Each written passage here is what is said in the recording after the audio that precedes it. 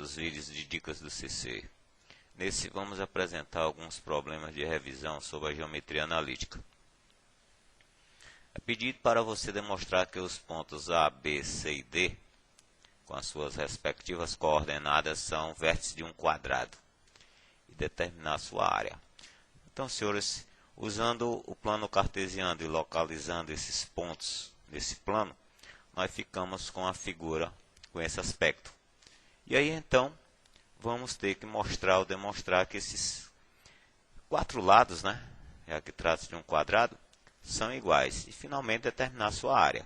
Para isso, vamos usar a distância entre os pontos, ou entre dois pontos 2 a 2.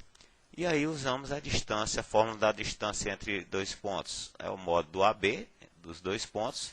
E vale a raiz quadrada, a diferença das abscissas ao quadrado, mais a diferença das ordenadas ao quadrado dos respectivos dois pontos. Então, senhores, aqui em relação aos pontos A e B, diferença das abscissas, 3 menos 0 dá 3 ao quadrado é o 9. Diferença das ordenadas, 5 menos 1, 4 ao quadrado, 16. Ficamos com o radicando valendo 25, e a raiz quadrada do 25 é 5. O segmento BC, ficamos novamente, diferença das abscissas, 7 menos 3, ou 3 menos 7, como queira, ao quadrado é 16. 2 menos 5, ou 5 menos 2 ao quadrado, 9. Lógico que a sequência de diferença que você tomar para as abscissas dos dois pontos deve ser feita para as ordenadas. Então, gente, aqui também dá 5. E se você verificar, o mesmo vai acontecer com o D, o AD, e finalmente com o CD. Bem, senhores, os quatro lados possuindo a mesma medida são considerados congruentes. Então, podemos, já que temos isso, podemos citar que esses quatro lados, todos eles representando de medida igual a 5, formam um quadrado. E a área do quadrado, não tem problema, é só você tomar o L e elevá-lo ao quadrado, e 5 ao quadrado é o 25. Então, senhores, aí um probleminha bastante interessante. Outro problema. Dois dos vértices de um triângulo equilátero são os pontos A e B, com as respectivas coordenadas. Determinar as coordenadas de um terceiro vértice.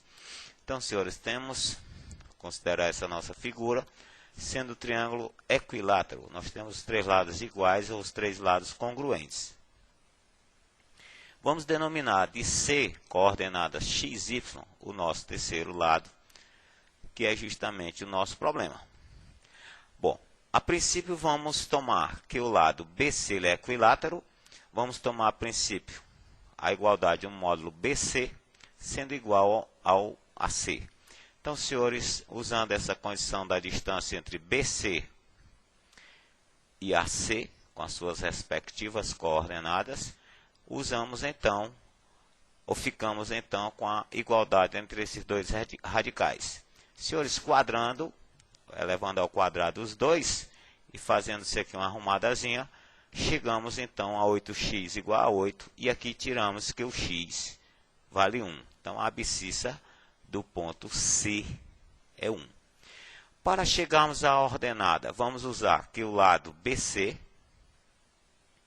é igual ao lado AB. Então, senhores, usando o lado a dimensão, a distância BC e AB, na respectiva forma de distância, ficamos com essa igualdade.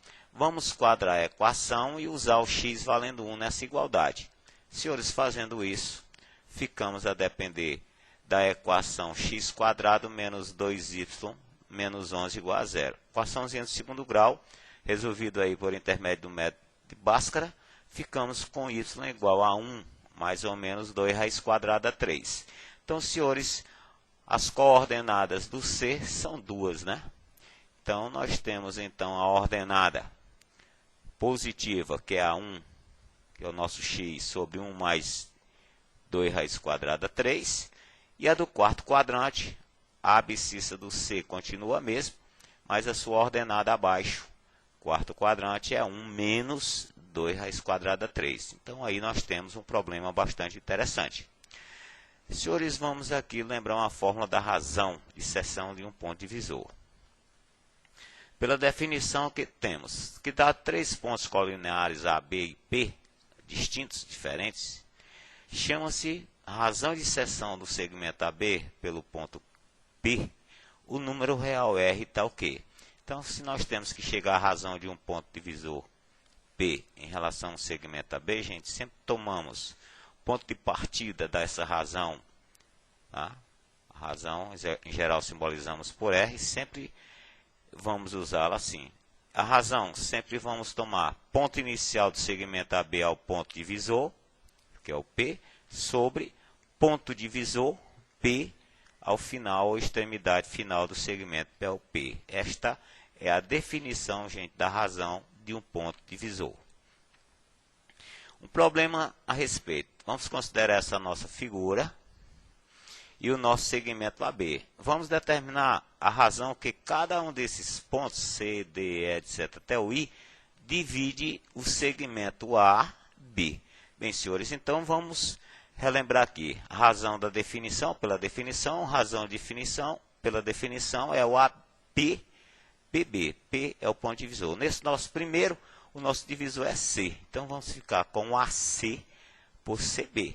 Bem, senhores, o AC, em termos de todas essas, de ponto a ponto, digamos assim, nós temos ela em unidade de um para o outro. Então, o nosso AC, ó, está sentido contrário ao do segmento AB, então vamos ficar com ele trabalhando na condição negativa. E o CB, que está na mesma direção, no mesmo sentido do AB, positivo. Ou seja, nós ficamos com o AC valendo menos 2L. E o CB, mesmo sentido do AB, positivo para ele. Então, gente, simplificando o L e a razão por 2, a razão do ponto divisor C, o meu. O R, a razão do ponto divisor E, ficamos a depender, senhores, de 0 por 2L. Por quê? O A e o E coincidem, ocupam a mesma posição na reta. Então, gente, não há unidade para eles. Ficamos com 0 pelo EB. O EB, no caso, gente, são 2 unidades. Então, 0 dividido por 2L é 0. Então, a razão do ponto divisor é 0 para ela. A razão do F. A razão do F, senhores, ficamos a depender do AF pelo FB. Dimensão AF, 1 unidade em L. FB também. L por L é 1. Esse RF, gente, é o ponto divisor AB. Ponto médio do segmento AB. Por isso a sua razão é 1. E o RG, uma observação aqui, ó. AG coincide, ó. GB coincide. Então, zerou em denominador zerado, não tem condições de existência. Então, gente, a razão do ponto divisor que coincide com a extremidade do segmento não é definido, então não existe. E, finalmente, senhores, vamos para a razão H.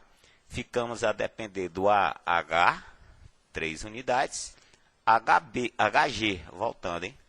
Então, nós ficamos aqui a depender de 3L, né?